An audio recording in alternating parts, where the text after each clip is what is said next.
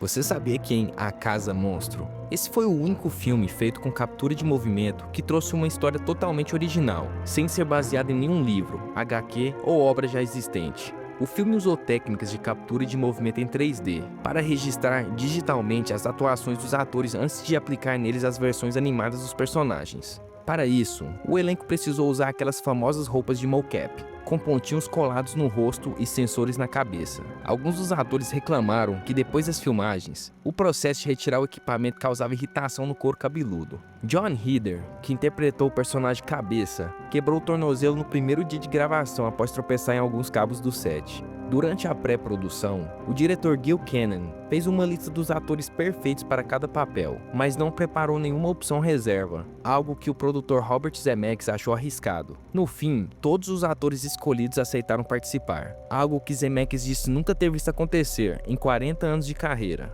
Na versão original do roteiro, o DJ e o Bocão seriam atormentados por dois valentões, chamados Ryan e Cameron, que acabariam sendo devorados pela casa. Mas o estúdio achou a ideia sombria demais e cortou os personagens, deixando o tom do filme mais leve. Para garantir a classificação livre para a maioria das idades, os personagens devorados, como o Magrão, os policiais e até o cachorro, retornam vivos nos créditos finais. A cena do triciclo no início do filme é uma homenagem a O Iluminado, de Stanley Kubrick, e a sequência do aspirador de pó, fantasiado de monstro, faz referência ao figurino de um garoto na festa de Halloween do filme Donnie Darko.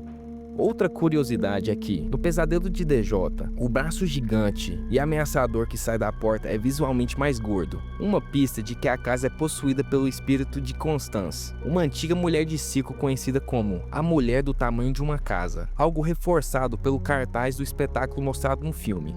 E por fim, originalmente, seria Jane quem encararia o corpo coberto de cimento de Constance, mas o diretor decidiu que seria melhor colocar DJ nessa cena, já que ele tinha uma ligação mais profunda com a casa e sua história. Você sabia que em Velocidade Máxima, a Sandra Bullock realmente aprendeu a dirigir um ônibus para o filme e passou no teste de primeira. Foram usados 10 ônibus diferentes durante as filmagens. Cada um deles tinha 2 volantes, um para Sandra e o outro para o dublê, que muitas vezes ficava no teto do ônibus controlando o veículo durante as cenas de ação. A cena em que Annie tira o chiclete da boca e finge colá-lo no banco só para mudar de lugar e se afastar do passageiro irritante foi improvisada por Sandra Bullock, uma ideia espontânea que acabou ficando perfeita na cena. O ator Keanu Reeves inicialmente não estava muito interessado em fazer um filme de ação, mas o diretor Jon Gabon o convenceu dizendo que ele poderia fazer a maioria de suas próprias cenas de risco. Reeves topou o desafio, e o diretor acredita que essa disposição foi um dos principais motivos do sucesso do filme, já que a ação parecia muito mais real. Mas o diretor admitiu: você precisa ter cuidado, porque depois eles querem fazer tudo sozinhos. E claro, não dá pra deixar. Inclusive, quando Keanu quebra o vidro da porta do ônibus no início da perseguição, aquilo foi um acidente real, mas o diretor achou que o momento ficou tão bom que decidiu manter na versão final. Keanu Reeves chegou a fazer 90% de suas próprias cenas de ação. Durante as filmagens, Keanu Reeves e Sandra Bullock desenvolveram uma quedinha um pelo outro, mas só admitiram isso décadas depois, em entrevistas separadas. A medalha que Jack e Harry recebem por salvar os passageiros do elevador é a medalha de valor, a mais alta honraria concedida pelo Departamento de Polícia de Los Angeles. O relógio que Jack usa, um Casio G-Shock DW5600C, já tinha saído de linha quando o filme foi gravado. Após o sucesso do filme, a Casio voltou a produzir o modelo por causa da nova demanda. Na famosa cena do salto do ônibus, a equipe recebeu autorização da cidade de Los Angeles para filmar na rodovia, que ainda estava em construção. Por isso, o time precisava mudar de posição constantemente, acompanhando as obras, o que causou problemas de continuidade, já que o cenário mudava conforme as estruturas eram erguidas e desmontadas. A tomada em que o ônibus entra no aeroporto, enquanto um avião decola atrás dele, precisou mais de 50 tentativas até ficar perfeita. Já a cena em que o ônibus colide com um Boeing 707 vazio sendo rebocado na pista, foi filmada no aeroporto de Mojave, em pleno deserto. O diretor comentou no DVD, era um aeroporto antigo no meio do nada. O diretor explicou que o ônibus também precisava de um final marcante, então compraram um velho avião de carga por $80 mil e explodiram tudo juntos no clímax do filme. Um produtor da Fox percebeu que o filme seria um sucesso absoluto durante as exibições teste, quando notou que as pessoas iam ao banheiro andando de costas, só para não perder nenhum segundo de ação. Você sabia que em Brinquedo Assassino, o nome completo de Chucky, Charles Lee Ray, foi inspirado em 3 assassinos famosos da vida real? Ele é uma combinação de Charles Manson, Lee Harvey Oswald e James Earl Ray. O filme utilizou várias técnicas diferentes para dar vida ao boneco assassino, incluindo animatrônicos, atores mirins e até pessoas com nanismo. Diversos modelos de Chucky foram criados, cada um com uma função específica. Havia um Chucky para cenas de caminhada, outro para movimentos bruscos e até um fixo. Seu rosto animatrônico era controlado por um sistema de controle remoto, que capturava expressões faciais em tempo real. Na cena em que Chucky corre atrás de Maggie no corredor, quem o interpretou foi a irmã mais nova de Alex Vincent, o ator que vive Andy. Já na sequência do incêndio, Ed Gale interpretou o boneco. Como ele era cerca de 30% mais alto que Chucky, os produtores construíram um cenário 30% maior e realmente colocaram o ator em chamas para a gravação. O roteirista original, Don Mancini, revelou que no roteiro inicial ele pretendia deixar o público em dúvida por mais tempo, fazendo-os acreditar que o pequeno Andy poderia ser o verdadeiro assassino. Toda a história do filme acontece em 3 dias. As falas de Brad Dourif, a voz original de Chucky, foram gravadas antes das filmagens, para que os animadores pudessem sincronizar o movimento da boca do boneco. Por isso, Dourif raramente esteve no set durante as cenas com o boneco, embora ele tenha participado dos ensaios, interpretando os movimentos de Chucky.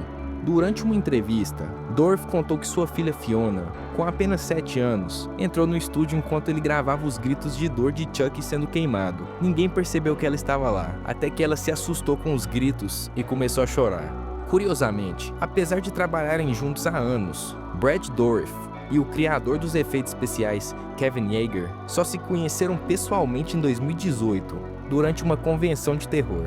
A cena da morte de Maggie originalmente mostrava ela sendo eletrocutada na banheira, mas Don Mancini achou mais impactante fazê-la cair pela janela. Essa ideia original foi reutilizada anos depois em A Noiva de Chucky, com Tiffany sendo eletrocutada.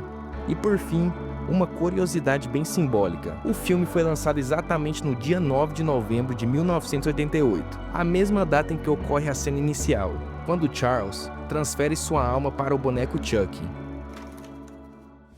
Você sabia que em Um Príncipe em Nova York, foi a primeira vez que Eddie Murphy interpretou vários personagens no mesmo filme? Esse acabou se tornando um grande marco na carreira dele, uma das suas assinaturas mais conhecidas no cinema.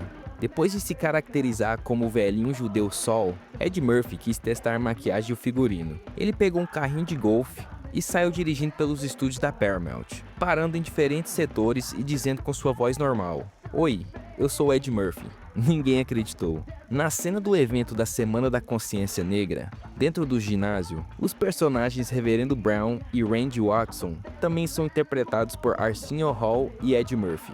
No filme, o príncipe Akeem comemora seu aniversário de 21 anos, embora Eddie Murphy tivesse 27 anos na época das filmagens. Por volta dos 25 minutos de filme, quando o táxi chega ao bairro de Queens, o motorista está dirigindo na contramão em uma rua de sentido único. Todos os outros carros estão virados no sentido oposto. O ator John Amos, que interpreta Cleo McDowell, dono do restaurante que copia descaradamente o McDonald's, teve uma história real com o McDonald's da vida real. Ele trabalhou no primeiro restaurante da rede no Canadá e até estrelou um comercial musical famoso em 1971, chamado Pega um Balde e um Esfregão. Aquela cena em que Cleo observa a Akeem tentando usar um balde e um esfregão é uma piada interna fazendo referência a esse comercial. Outra curiosidade é que John Amos tropeçou de verdade ao subir as escadas para atender a porta, e a equipe achou tão engraçado que a cena foi mantida no filme. Quando o rei e a rainha e o restante da comitiva chegam ao apartamento simples de Akeem e Sammy, o personagem Sammy grita e fecha a porta na cara deles. Essa reação foi totalmente improvisada por Arsenio Hall e acabou entrando na versão final porque toda a equipe achou muito engraçado. Durante uma entrevista, Eddie Murphy e Arsenio Hall revelaram que o ator Louis Anderson só foi escalado como Maurice, o funcionário do McDowell's, porque o estúdio exigiu que houvesse um comediante branco no elenco. A Paramount até entregou uma lista com 3 nomes, e eles escolheram Anderson, porque eram fãs de seu stand-up. Eles nunca revelaram quem eram os outros 2 candidatos. Em uma cena na casa de Lisa, há um quadro na parede que é uma paródia de uma pintura famosa de Maurice Utrillo, que mostra uma rua parisiense. No quadro, há um restaurante McDowell's, e a assinatura do artista está modificada para Mac Trillo. Um detalhe genial. O filme também marcou a primeira aparição no cinema de Cuba Gooding Jr., que anos depois ganharia um Oscar. E por fim, o diretor John Landis revelou em 2015 que, embora goste muito de Um Príncipe em Nova York, achava que o ritmo era um pouco lento. Ele chegou a pedir à Paramount autorização para lançar uma versão do diretor com um filme um pouco mais curto, mas o estúdio recusou, dizendo que não se mexe em um sucesso tão grande. E esse foi mais um Curiosidade sobre Filmes Aleatórios. Se você gostou do vídeo, deixe seu like e se inscreva no canal. E deixe nos comentários filmes que você gostaria de ver aqui no canal. Valeu e até a próxima!